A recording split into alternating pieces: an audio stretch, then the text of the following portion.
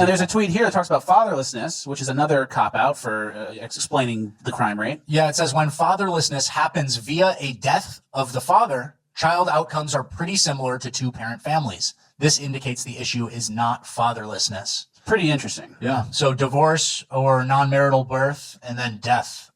So they kind of carved out those things in this study. And it makes sense to me because here's a tweet. It said Europe had 2 interwar periods with lots of dead fathers. It did not develop black crime rates. Former LA mayoral candidate and real estate developer. And you're live. Hey, so I don't know if you heard about this story. Aya May, she's a singer from Australia, and she had a big dust-up over telling the truth in her music, right? So that's right up our alley. She had a song where she rails against Big Pharma, a man-made virus, cancel culture, and a war that she brands a genocide. I wonder what war that is. Erasing any doubt about the lyrical targets, May's website describes the track as addressing the pandemic narrative, corruption with political, pharmaceutical, and health institutions, the Israel-Palestine conflict, violence against women, and the social chaos that has swept through the world in the past few years. Well, guess what? Her management dropped her because she wouldn't change those lyrics. Well, she's here with us today. Please welcome Aya May. Hey, Aya, how are you? I'm good. How are you? I'm doing well. So tell me, what's the fallout from this? So now what your management... But the song got produced by a record label and it got released, correct? I actually produced it myself with my music producer, Danny, and this is my first independent release because I left my record label. Oh, really? So you released it yourself? Yep. Oh, so then maybe we can play it. Okay, so let me, I'll play a little bit of it right now. Here we go.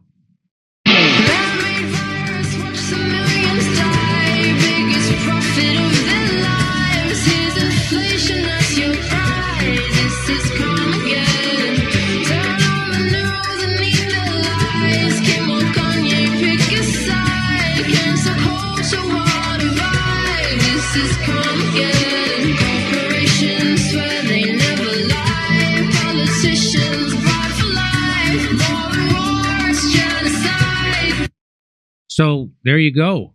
That's some pretty gutsy lyrics. So tell me, where did that come from? Have you always been kind of socially relevant in your music? Was that a first try, or go ahead and let us know? Yeah, not really. Honestly, it's kind of the first time I'm dabbling in that, and it's just been inspired by all the stuff that's going on in the world and all the chaos that's been going on in the last year and 5 years, I should say. And so how long had you been with your manager before they dropped you for this? I think it was about a year. Okay. And what was that conversation like when they wanted you to change the lyrics? What could you possibly change them to anyway? But what was that conversation like?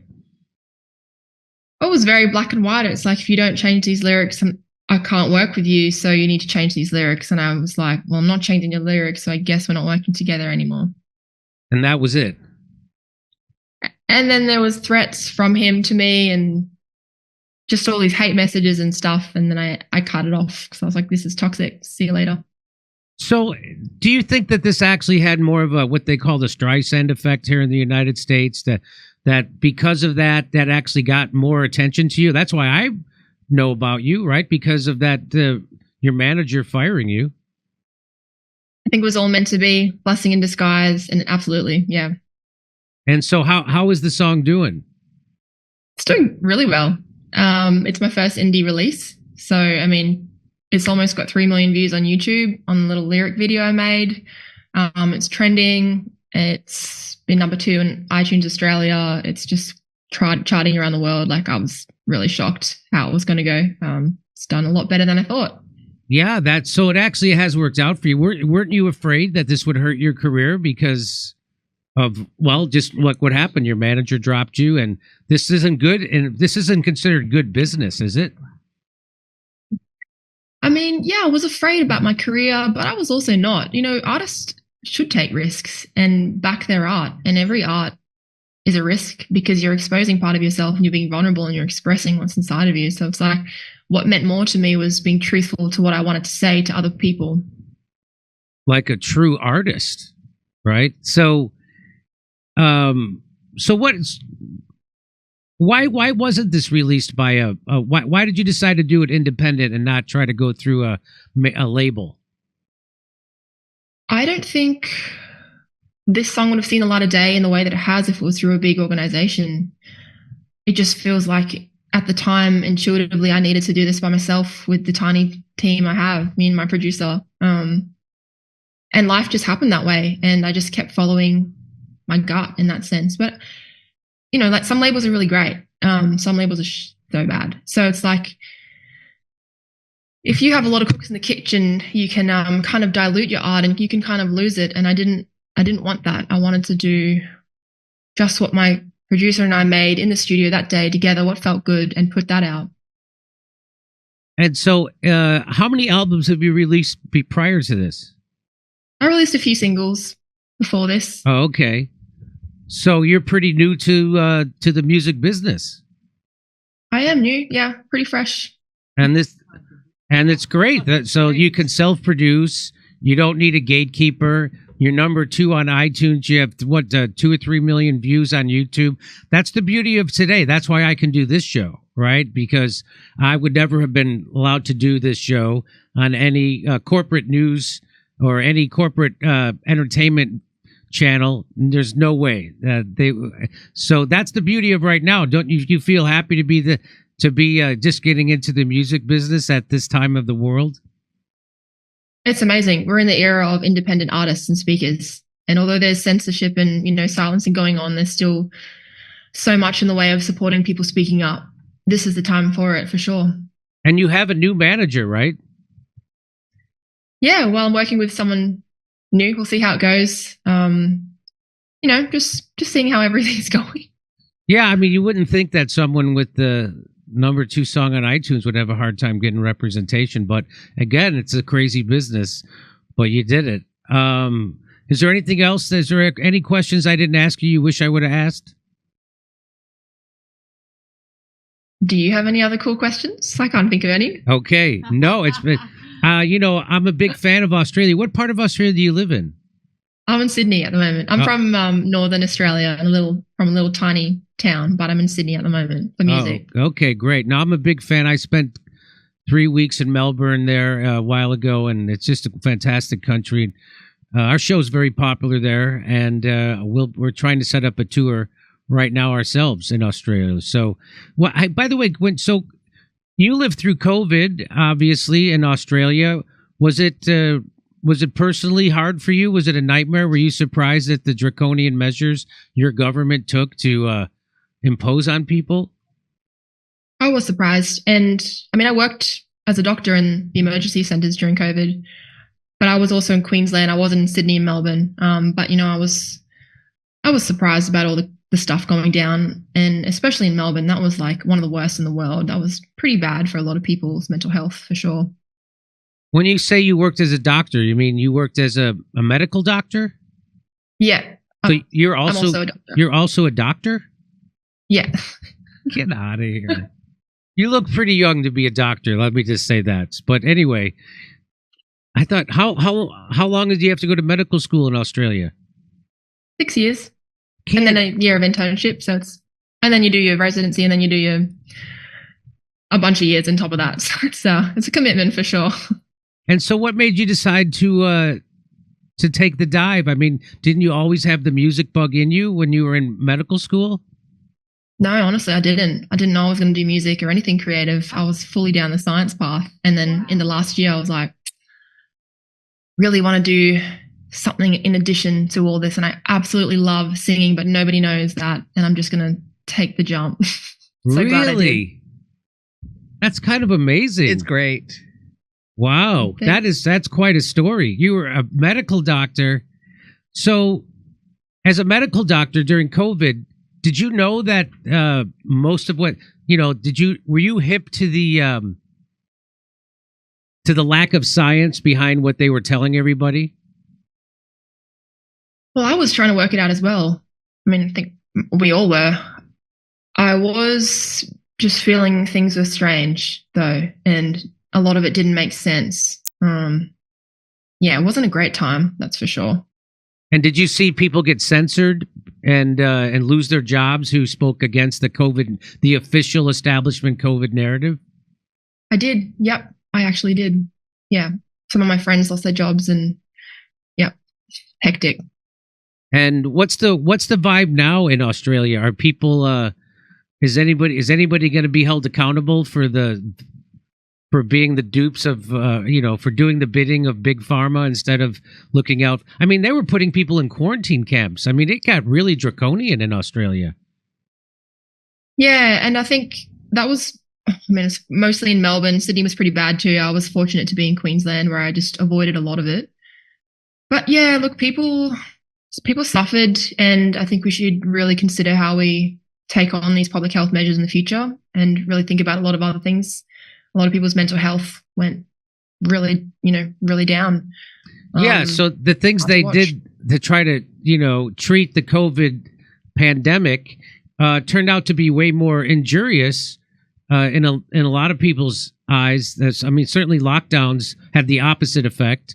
They created a lot more damage and of course there's been the studies from Stanford and other places that they created more pain than they helped. They didn't stop the spread of the COVID virus because everybody got it. So it was kind of pointless, right? Yeah, and I think if it ever happens again, people are going to be a lot less likely to take on that advice. Do you have are you guys fighting the bird flu in Australia? I don't know, are we? I don't know. That's why I'm asking. I don't see any of that. Maybe we are, but I'm just that musician in a studio making beats all day. Nah, I'm not sure. I haven't really seen much on bird flu, but I'd be surprised if people are taking that on board. I think especially after COVID, people are going to be like, what the hell is this? Yeah, well, they're as they call it, culling chickens, and they've killed millions of chickens. So they're creating a food shortage on purpose here in the United States, and people can't get eggs. And for some reason, bird flu only affects cows and chickens, but no one's killing the owls or killing the ducks or killing the geese. They're just killing chickens, and they want to get rid of cows. And so to me, it's a big, I don't mean to be too conspiratorial, but I'm sure Bill Gates has his filthy fingers in this, just like he had during COVID, because he was really the biggest funder to the WHO and the big investor into Pfizer. But we don't need to get into all that. But look out for the bird flu. It's coming. If it's here and it's in Canada, it's coming to Australia, believe me. IMA, I really appreciate you taking time to talk to us, and congratulations on your success. Thanks so much for having me. It's been good. Okay. See you. I'll see you when we're in Australia. Yeah, let's do it. Okay. Over stuff. You know what, Jimmy? That was a great interview. So glad IMA was able to make it today. We're going to go to Rumble. Let me make sure to get you all geared up for our Rumble link. Hold on. Stand by. Making this happen. Okay, I have to do one or two things to make this happen.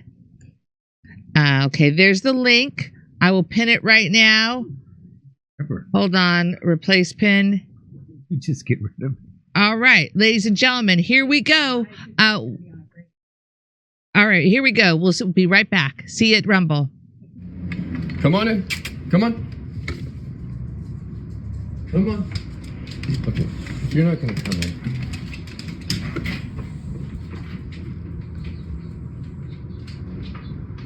Well, I had one dog, and then I painted my Grammy.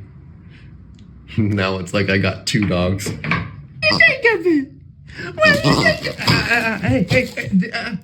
This is Grammy's. Here, take Sam. Here you go, Grammy.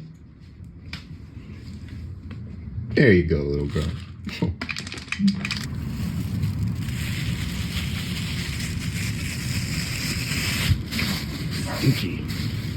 So if you want me to paint your pet, or if you don't have a pet but you want me to paint one, send me a message. Good girl.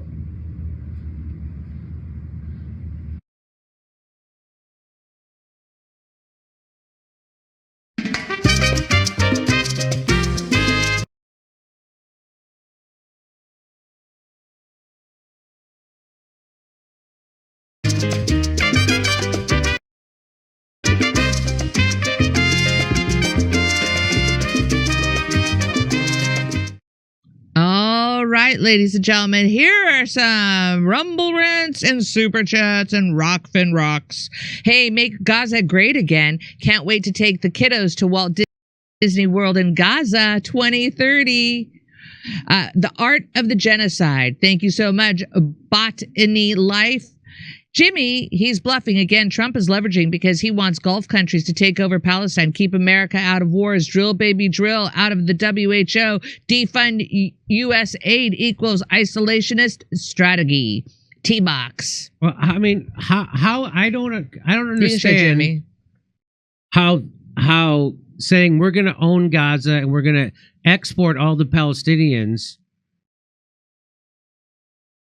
is going to pressure Saudi Arabia, Qatar, Bahrain. Is going to pressure anybody to do. If they were going to do something, they would have already did it. They slaughtered 200,000 Palestinians. Wasn't that enough pressure for them to do something? They didn't do anything. Let's hear about the gas. Tell us about the natural gas, and then we'll know what the real story is. That's what a lot. That's certainly a big part of it. Okay. Over to Steph. Okay, here we go. Mr. Nice Guy. They gave them weapons, money, military training, and they still want to pull us into a war? What the flip? Mr. Nice Guy. Bibi said the war goes on until Hamas is eliminated, so the war will continue. It sounds like he's going to commit troops to the current Israeli war. What he means by world people, Israeli settlers. Love Angel. Boy, was that not worth it. I was an evangelical until my late 30s. Crazy to think when I look back, it's still fairly fresh. NG. Does anyone have the video of the destroyed churches IDF bombed in Gaza? All are rubble. We need a disaster tour of Christian sites. People don't see what Israel thinks of Christians, just want world peace.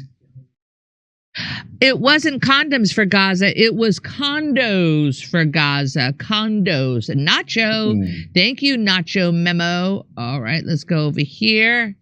Where are the other... Oh, no. Don't do that. Hold on. Okay, here we go. Okay. Oh, are you ready? Yeah. Oh, back to Jim.